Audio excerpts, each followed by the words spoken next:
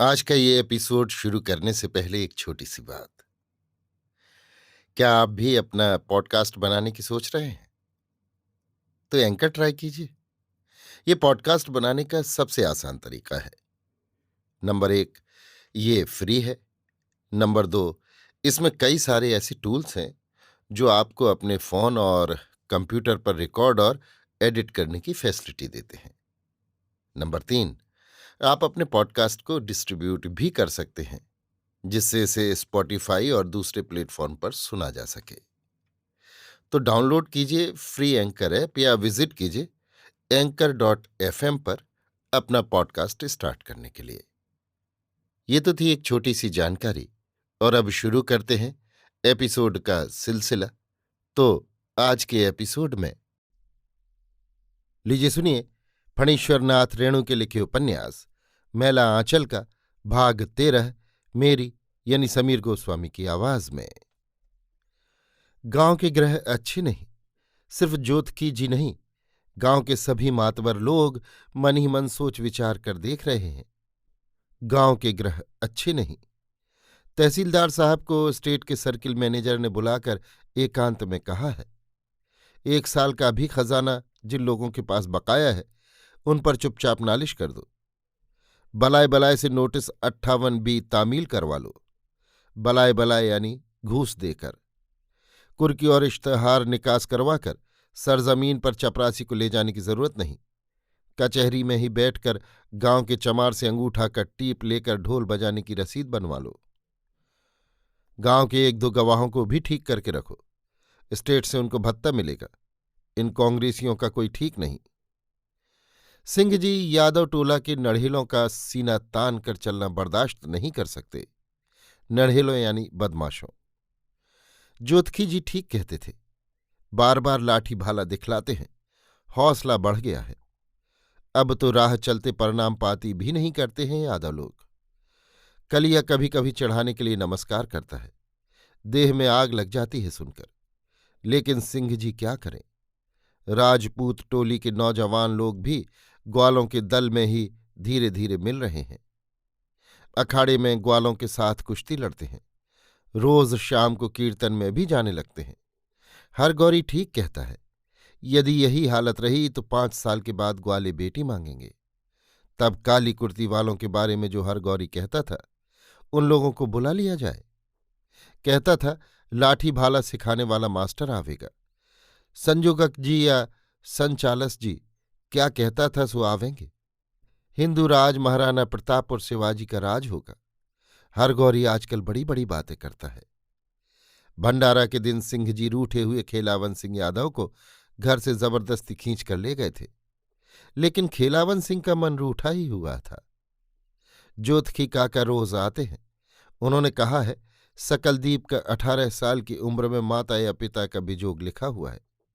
सकलदीप का ये 17वां जा रहा है।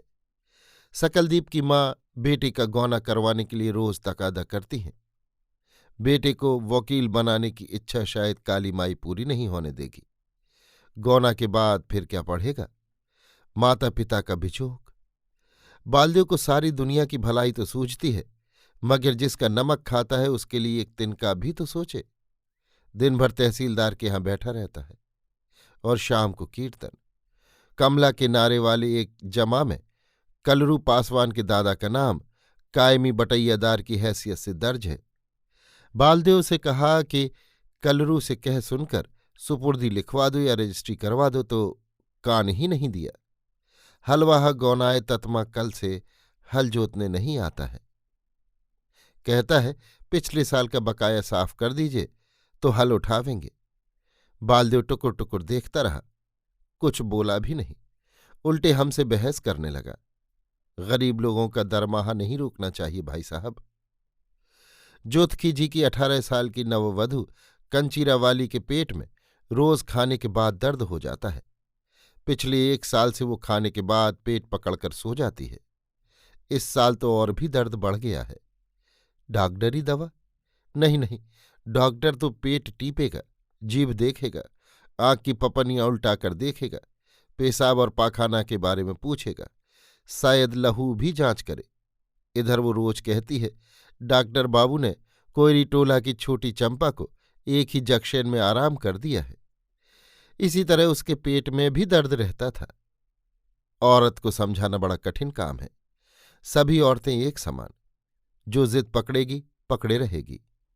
जोतकी जी को अपनी 4 स्त्रियों का अनुभव है। पहली बेचारी को तो सिर्फ मेला बाजार देखने का रोग था, कोई भी मेला नहीं छोड़ती थी वो। जहां मेला आया कि जोतकी जी के 30 दिन परमानंद झा की खुशामद करने में ही बीतते थे। परमानंद की भैंसा गाड़ी पर ही मेला जाएगी। परमानंद बेचारा खुद गाड़ी हाँक कर मेला ले जाता था, कभी भाड़ा नहीं लिया। आखिर बेचारी की मृत्यु भी मेले में ही हुई। उस साल अर्ध्योदय के मेले में वो जोरों का हैजा फैला था। दूसरी को हुक्का पीने की आदत थी, ब्राह्मण का हुक्का पीना। लेकिन जोतकी जी क्या करते, औरत की जिद। जब वो बीमार पड़ती थी तो बहुत बार जोतकी जी को ही हुक्का तैयार कर देना पड़ता था। पुरानी खांसी से खांसते खांसते वो भी मर गई। तीसरी को इस बात की जिद लग गई थी कि वो गांव के लड़कों से हंसना बोलना बंद नहीं करेगी, और कंचीरा वाली को डॉक्टरी दवा की जिद लग गई है।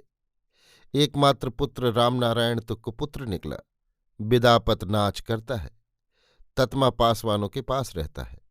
सारी ब्राह्मण मंडली में उसकी शिकायत फैल गई है, कोई बेटी देता ही नहीं। जोतकी जी क्या करें? हाथ की ऊर्ध्व रेखा तो सीधे तर्जनी में चली गई है, लेकिन कुंडली के 10वें घर में शनि है।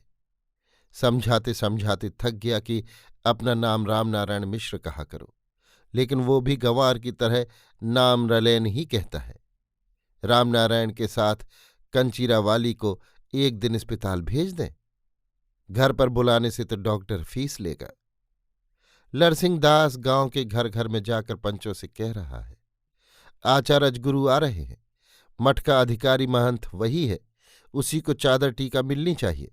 महंत की रखेले ने अद्दासिन को मठ के मामले में कुछ बोलने का अधिकार नहीं।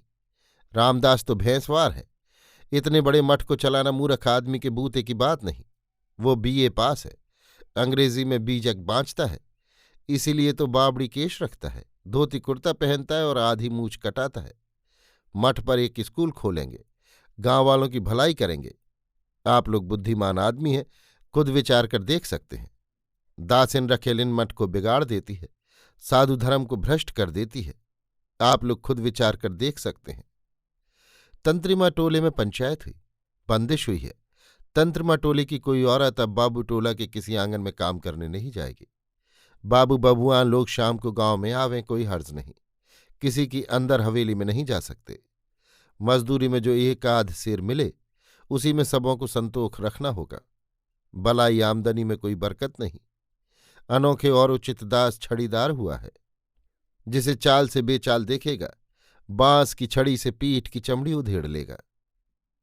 तंत्रिमा लोगों की इस बंदिश के बाद गहलोत छत्री, कुर्म छत्री, पोलिया टोले धनुखदारी और कुशवाहा छत्री टोले के पंचों ने भी ऐसी ही व्यवस्था की है।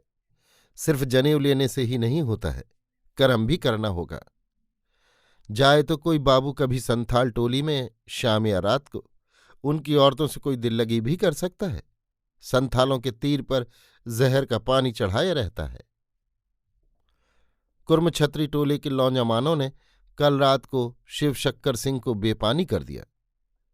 झुबरी मुसम्मात का घर तो टोले के एक छोर पर है ना, सिपहिया टोले की बांसवाड़ी के ठीक बगल में। लेकिन शिव शक्कर सिंह को क्या मालूम कि बांस की झाड़ियों में छोकरे पहले से ही छिपे हुए हैं। झुबरी मुसम्मात को 10 रुपये जरिमाना हुआ है। जहां से देना तो होगा ही, नहीं तो हुक्का पानी बंद। शिव शक्कर सिंह से रुपया लेकर दे। इसी तरह लाल बाग मेला में पंचलैट खरीद होगा। बिना पंचलैट वाली पंचायत की क्या कीमत? लैट के दाम में 20 रुपया और कम है। एक दिन फिर बांसवाड़ी में 1 घंटा मच्छर कटवाना होगा, और क्या।